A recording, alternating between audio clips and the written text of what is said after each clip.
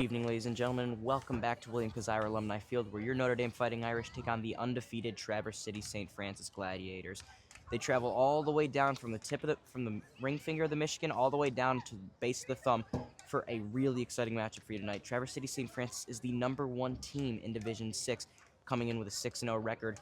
Very dangerous team for Coach Pat Fox's Fighting Irish tonight. They come out there with a strong power T formation, run lots of options, tosses, triple options, everything you can throw at the Notre Dame Fighting Irish defense today. A defense that this entire season has been a little bit weak against the run. We saw them give up over 280 yards of run defense to Jack Flumen Christie, another Division 6 team, a team that Traverse City St. Francis will take on next week.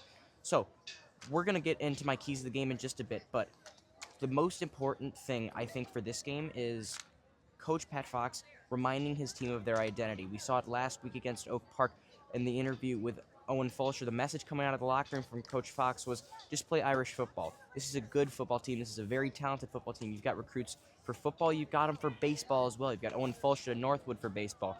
You've got Drake Rowe to Michigan for baseball, and Henry Ewell's on the O&D line going to Miami of Ohio for baseball, along with, of course, Brody Sink going to Miami of Ohio for football. So this is an extremely talented Notre Dame prep team.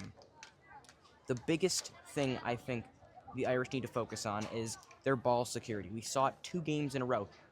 Against Detroit Country Day, Brody Sink with a late fumble, almost giving DCD enough momentum to come back and get a touchdown drive to make the game a little closer. And last week, in an even scarier situation, Ben Liperato gets a stinger on his shoulder, lets go of the ball, and almost costs the Irish the game. They ended up winning that 20-19 thanks to 2 blocked point-after attempts. But with all that being said, the Irish are going to need to make sure they get back to their roots. This is a top 100 team for Traverse City St. Francis. Max Preps has them ranked 39th in the state. The D-Zone has them ranked 90th. So a lot of conflicting things there, but a #1 team in any division is scary for the Irish, especially with how weak their rushing defense has looked. We also saw last game, the Irish need to roll Drake Rowe into single coverage.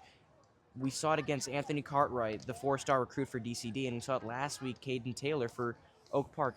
When they're not covered by Drake Rowe, these guys are able to run past wide receivers. These guys, as fast wide receivers, are going to be able to run past your cornerbacks and safeties, aside from Drake Rowe, who really looked like he was the only one who was able to keep up with them and stay on their hips, still getting burned out a couple times. Do I think it's going to be a huge issue for the Irish today? Not really. The Gladiators come in with a pretty weak passing offense, averaging 60-ish yards a game.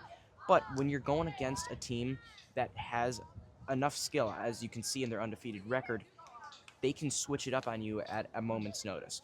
Without further ado, we'll get into my keys of the game.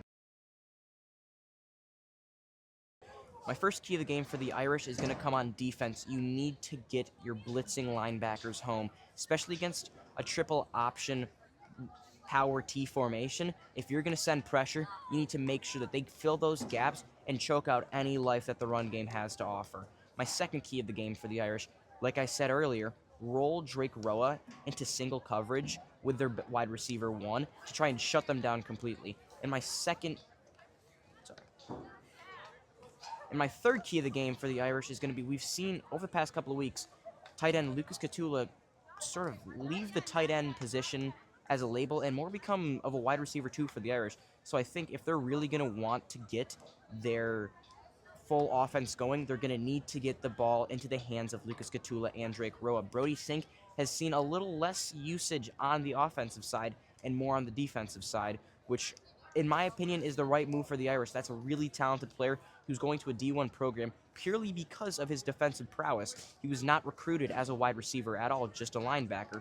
So I think if the Irish can get Catula and Rowe involved, along with their super strong run game, with a fully healthy Liperato now, healed from that injury we saw him take last week against Oak Park, along with Anthony Tartaglia, showing that he is a huge red zone threat, I think the Irish have one heck of a game on their hands, and I think it's a winnable one as well. And my final key of the game is going to be to win the turnover battle. This is a Traverse City team. On defense, they can shut you down. They're averaging 16.3 points allowed per game in 6 games this season. Their highest scoring game was in the 30s. So if you're the Irish, you need to value your possessions. You cannot have careless turnovers, fumbles, or interceptions, because this is a Traverse City team that can go on a 5-minute drive in their power T formation, kill the clock all the way down, and leave the Irish zero wiggle room. So, unfortunately for the Irish, this is a game you're going to need to play almost perfect. However, I think this is fully within the reach of Coach Pat Fox and his Notre Dame prep team. They've had a full week to prepare for this, different from last week where they had to cut practice short due to safety reasons and a security risk on campus. This week, I really think we're going to get to see the full power of your Notre Dame prep Fighting Irish against a really good Traverse City St. Francis team.